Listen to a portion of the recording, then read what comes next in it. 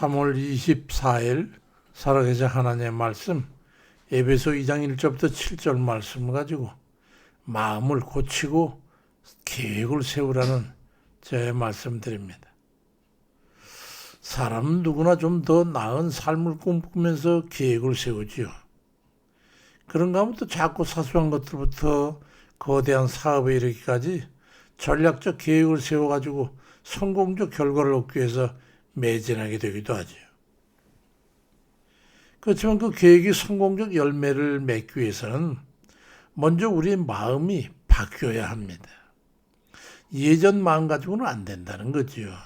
마음이 자아에 제한적으로 갇히게 될 때에 계획은 원하는 성과를 거두지 못하게 된다는 거예요.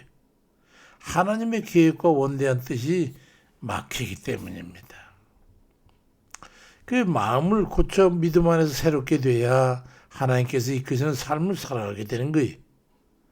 세상의 골동품 시간이 흐를수록 그 가치를 인정받지만 사람의 마음이라고 하는 것과 생각은 이와 다릅니다.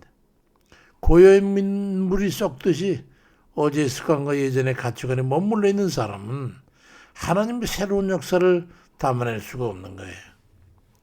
에베소 2장 2절 3절에 그때에 너는 그 가운데 행하여 이 세상 풍조를 따르고 공중의 권세 잡은 자를 따랐으니 전에는 우리도 다 그 가운데 우리 육체의 욕심을 따라 지내면서 육체와 마음에 원하는 걸 다하여 다른 이들과 같이 본질상 진노의 자녀였더라고 말씀합니다. 그런 예전의 생각 가지고 계획 가지고 진노의 대상인데 무슨 하나님의 복을 받겠냐 이 말이지요. 여기서 세상 풍조라고 하는 건 세상적인 수단과 방법을 의합니다. 그래가지고서는 아무리 화려한 내일 계획을 세운다 한들 그건 모래 위에 쌓는 성과 다를 바가 없다는 거예요. 탐욕과 육체의 정에 따른 삶은 겉으로는 역동적으로 보일지 모르지만 영적으로는 멈춰버린 시계와 같은 거예요. 선함이나 착함과는 거리가 먼 고루한 삶의 굴레 속에서 세운 그 계획은 결국 자기만족의 한계를 부딪혀가지고 무너지게 되는 거예요. 하나님의 없는 계획은 그 끝에는 허무만 남는 거예요. 미켈란젤로가 그 글에 보면은 로마의 길거리에 버려진 커다랗고 거친 대리석 덩어리를 많은 사람을 동원해가지고 자기 작업장으로 가져왔어요. 그런 석공이 아니겠어요? 조각가니까. 그 동료들이 아니 그 낡고 흠집된 그 돌을 갖다가 뭐에 쓰려고 쓰레기 갖다가 가져가는 거 그러니까 대답하기를 이 돌 안에는 지금 천사가 갇혀있네. 나는 다만 갈고 있는 그 쓸모없는 껍데기를 깎아내가지고 천사를 좀 자유롭게 해주려는 것뿐이야. 이렇게 우스갯소리를 하면서 가져가가지고 그 대리석을 가지고 만든 불후의 명작인 다비드상입니다. 우리 역시 세상의 풍조에 휘말려 닳고 낡아져 있을지 모르죠. 우리 그렇지 않을까요? 하지만 하나님의 손길에 우리를 맡기고 탐욕과 이전의 생각이라는 껍데기를 깎아내버릴 때 우리는 비로소 우리 안에 감춰진 하나님의 형상의 놀라운 지혜와 능력이 빛나기 시작하는 거예요. 그제서 시편 20편 4절에 네 마음의 소원대로 허락하시고 그 모든 계획을 이루어주시기를 원하라는 그 말씀에 적용받게 되는 거예요. 사람의 마음과 생각이 바뀌어야 하나님께서 뜻을 돌이켜가지고 우리의 길을 인도하십니다. 루이스는 그 신학적 그 지도에서 말하기를 우리는 하나님께 우리의 계획을 승인해달라고 요청하기보다는 하나님 계획에 우리 자신을 맞추는 법을 먼저 배워야 한다고 말합니다. 우리가 고집을 꺾고 그분의 선하심을 신뢰하며 마음을 고칠 때 비로소 하나님께서 우리의 삶의 운전대를 대신 잡으시고 우리로 가장 깐전하고 복된 길로 인도하시는 거예요. 하나님께 선함과 의로움을 인정받을 수 있도록 우리의 마음과 생각을 바꿔야 합니다.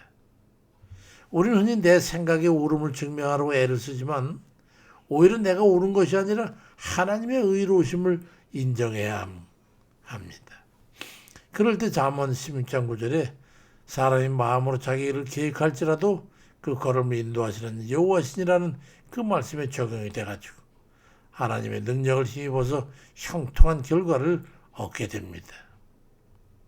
우리가 선한 마음으로 계획을 세우고 발걸음을 뛸 때 하나님께서 우리가 예상치 못한 놀라운 이적과 기사를 베풀어 주십니다.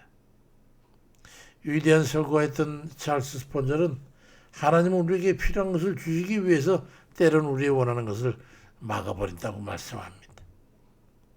마치 어린애가 날카로운 칼을 갖고 싶어할 때 부모가 그걸 뺏어가서 대신 맛있는 과일을 쥐어주는 것과 같은 거예요. 로마서 12장 2절에 너희는 이 세대를 본받지 말고 오직 마음을 새롭게 함으로 변화를 받아서 하나님의 선하시고 기뻐하시고 온전한 뜻이 무엇인지를 분별하도록 하라고 말씀합니다.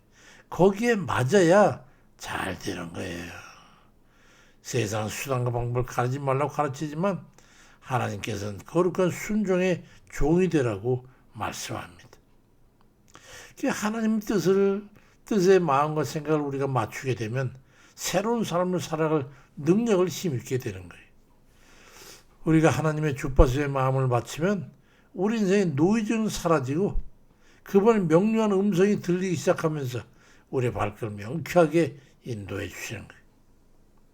하나님의 뜻에 순종하는 삶이야말로 수동적인 삶이 아니라 세상에 줄 수 없는 지혜와 총명으로 무장하는 가장 역동적인 삶으로 전환되는 거예요. 다니엘서 2장 21절에도 그는 때와 기한을 변하시며 왕들을 폐하거나 세우시며 지혜자에게 지혜를 주시고 지식자에게 총명을 주신도다 말씀합니다. 우리가 환경을 탓하지 않고 오직 하나님의 거룩한 뜻에 우리 자신의 마음과 생각을 맞춰 드리던 다니엘을 한번 보십시오.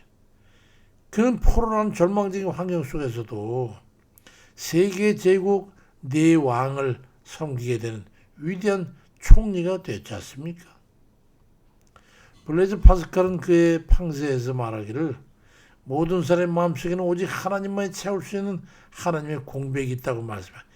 그 자리를 하나님이 채워야지 우리가 채워서는 안 되는 거지요. 세상의 지식과 경험으로는 늘 갈증을 느끼게 되지만 하나님 뜻에 우리 생각과 마음을 맞추면 비로소 흔들리지 않는 평안과 삶을 개척해 나갈 수 있는 용기와 지혜를 얻게 되는 거예요.